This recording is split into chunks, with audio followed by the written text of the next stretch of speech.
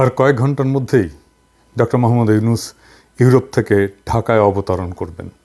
আমি তার নিরাপত্তার কথা ভেবে একটু বিচলিত বোধ করছি, কারণ শেখ হাসিনার নিয়োগকৃত গোয়েন্দা এবং শীর্ষ সেনা কর্মকর্তারা সবাই এখন স্বপদে বহাল আছেন। এই লোকগুলো যে শুধু স্বৈরাচারী শেখ হাসিনার প্রতি সহানুভূতিশীল তাই নয়, একই সাথে এরা ইন্ডিয়ার খুবই অনুগত এবং বিশ্বস্ত অনুচর। বাংলাদেশ সেনাবাহিনীর সাথে সার্বক্ষণিক যোগাযোগ রয়েছে, এই বাক্যটি দেশটির পররাষ্ট্রমন্ত্রী জয়শঙ্কর সেই জন্যেই আস্থার সাথে বলতে পেরেছেন। ডিজিএফআইয়ের মহাপরিচালক মেজর জেনারেল হামিদ একজন খুবই ধূর্ত, নিষ্ঠুর, দুর্নীতিবাজ অফিসার।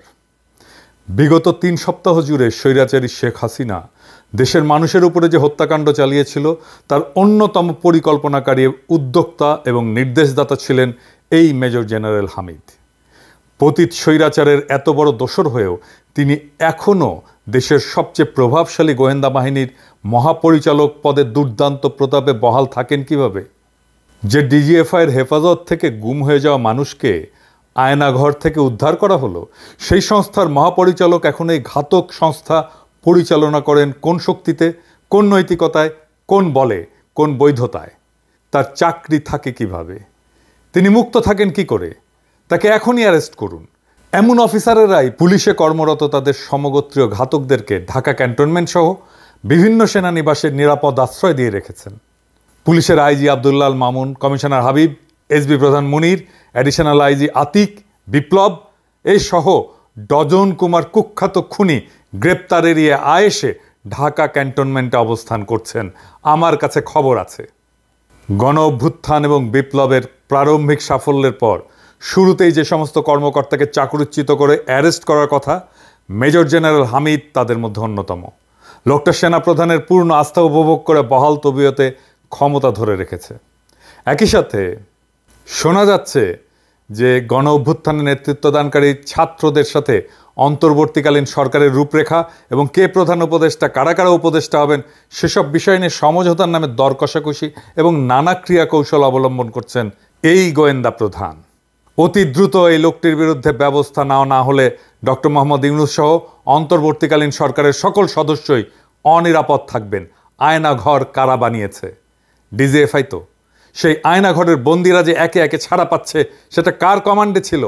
ওর ছেলে ইফরাত জাওয়াদ ইউনিভার্সিটি অফ টরন্টোতে পড়ে। 6 হ্যাডন এভিনিউ টরন্টোতে যে বাসা কিনেছে সে, জেনারেল হামিদ টাকা পাঠিয়েছে কিভাবে ওকে জিজ্ঞেস করেন। সব হিসাব আমাদের কাছে আছে, এক এক করে ধরব। আরও প্রশ্ন আছে।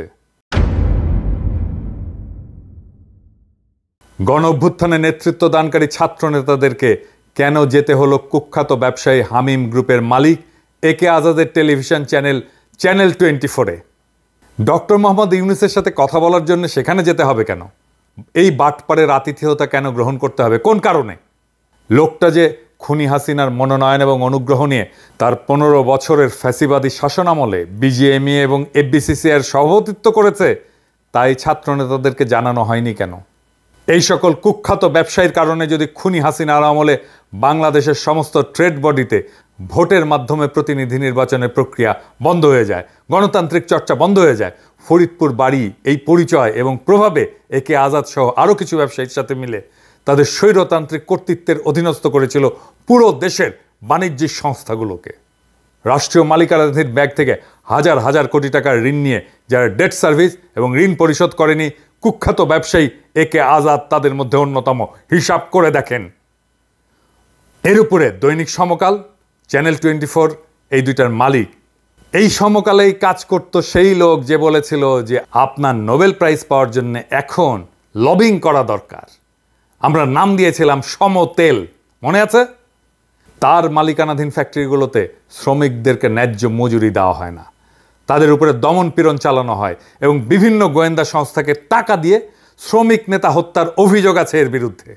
দেশের সমস্ত বিরোধী দল যখন গত 7ই জানুয়ারির ডামি নির্বাচন বয়কট করে, তখন এই ভদ্র মানুষের বেশধারী দুর্বৃত্ত আওয়ামী লীগের বিদ্রোহী প্রার্থী হিসেবে ফরিদপুর শহর থেকে নির্বাচিত হয়েছিল। তারপরেও একে আজাদের বিজয়ী হতে সাহায্য নিতে হয়েছিল ডিজিএফআইয়ের বর্তমান মহাপরিচালক মেজর জেনারেল হামিদের। আওয়ামী ফ্যাসিস্ট দুঃশাসনের সাথে ওতপ্রোতভাবে জড়িত এমন সব ব্যবসায়ীদের কাছে আন্দোলনকারী নতুন প্রজন্মকে নিয়ে যেতে হবে কেন? যেখানে আমরা মনে করি 2014, 2018, 2024-এ অনুষ্ঠিত জাতীয় সংসদের সকল নির্বাচন বাতিল করতে হবে এবং এতে জালিয়াতি এবং বল প্রয়োগের মাধ্যমে যারা নির্বাচিত হয়েছিলেন তেমন সকল এমপিকে জেলে পুরতে হবে।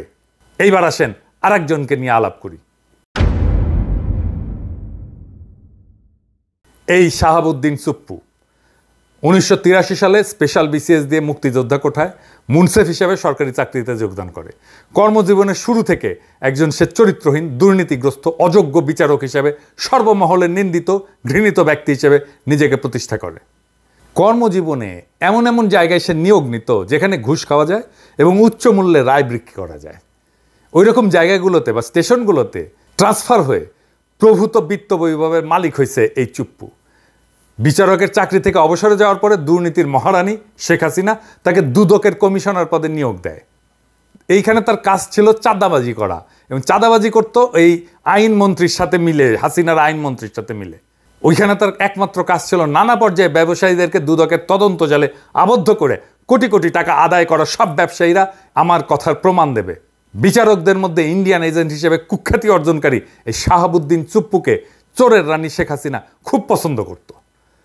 চাকরি জীবনের সকল পর্বে ফ্যাসিস্ট শাসক শেখ মুজিবের মেয়েকে নগদ টাকার বান্ডিল দিয়ে আসতো এই চুপ্পু। তাদের দুইজনের সম্পর্ক ছিল দুর্নীতির অর্থ ভাগাভাগি করার মতো গোপন এবং খুবই ঘনিষ্ঠ। সাংবিধানিক পদ দুদকের কমিশনার হিসেবে সে অবসরে গেলে কাঁড়াল রানী তাকে লুট করা ইসলামী ব্যাংকের ভাইস প্রেসিডেন্ট পদে নিয়োগের ব্যবস্থা করে। সেখানে বসে চুপ্পু সারাক্ষণই দেশ লুটকারী এস আলমের নির্দেশ অনুযায়ী সকল ধরনের অন্যায় কার্যক্রম পরিচালনা করত। এই লুটেরের সাথে তার চুরি বাটপাড়ির সম্পর্ক বিচারিক জীবন থেকে শুরু হলেও দুদকের কমিশনার হিসেবে চুপ্পু এই কুখ্যাত ব্যবসায়ীর অপরাধ কর্মের অন্যতম ঘনিষ্ঠ সহযোগী হয়ে ওঠে। তার নির্দেশ অনুযায়ী বিভিন্ন ব্যবসায়ীর উপরে তদন্ত শুরু করে চুপ্পু তাদের সম্পত্তি, বাড়ি, জমি, ব্যাংক বা কোম্পানির শেয়ার এস আলমের কাছে কম দামে বিক্রি করতে বাধ্য করত। বাংলাদেশের সমস্ত ভিকটিম ব্যবসায়ী এর প্রমাণ দেবে। সফলভাবে অজস্র অপকর্ম সম্পন্ন করার পুরস্কার হিসেবে শেখ হাসিনা তার ব্যক্তিগত ব্যবসা বাণিজ্যের অন্যতম সহযোগী এস আলমের পরামর্শে চুপ্পুকে বাংলাদেশের রাষ্ট্রপতির আসনে বসায় দেয়। ফ্যাসিস্ট সরকারের পতনের পর এই পচা দেশের সেরা দুর্নীতিবাজ এবং ইন্ডিয়ান এজেন্ট শাহাবুদ্দিন চুপ্পুকে রাষ্ট্রপতি মেনে কাজ আগায় নিতে হবে বলে যে শিক্ষকেরা জ্ঞান দিচ্ছেন তারা নিশ্চয়ই হুঁশ হারায় ফেলছেন। এই চুপ্পু মুজিব বাহিনীর লোক, র ট্রেইনড লোক। মুজিব বাহিনীকে র ট্রেন করছে। বাংলাদেশের প্রেসিডেন্ট যাদেরকে বানাইছে হাসিনা সব কয়টা র ট্রেন্ড লোক। আব্দুল হামিদও র ট্রেন্ড লোক।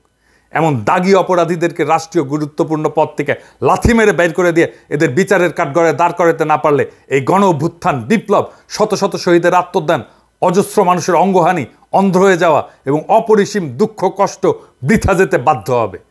পতিত সরকারের রাষ্ট্রপতি চুপ্পু, ডিজিএফআইয়ের মহাপরিচালক খুনি মেজর জেনারেল হামিদ এবং কুখ্যাত ব্যবসায়ী এ কে আজাদকে অন্তর্বর্তীকালীন সরকার গঠনের সকল প্রক্রিয়া থেকে দূরে সরায় দিতে হবে। তা না করতে পারলে এই তত্ত্বাবধায়ক সরকার ব্যর্থ হবে। এই বিপ্লবকে আর জন আকাঙ্ক্ষাকে ধারণ করতে পারবে না এই তত্ত্বাবধায়ক সরকার।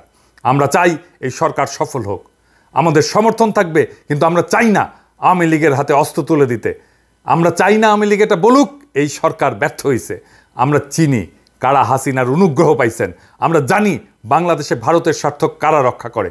আমরা যদি এদের কাউকে শাসন ক্ষমতার ধারে কাছে দেখি, বাঘের মতো ঝাঁপায় পড়ব আর কচ্ছপের মতো কামড়ায় ধরব। ছাড়ন নাই। ইনকিলাব জিন্দাবাদ।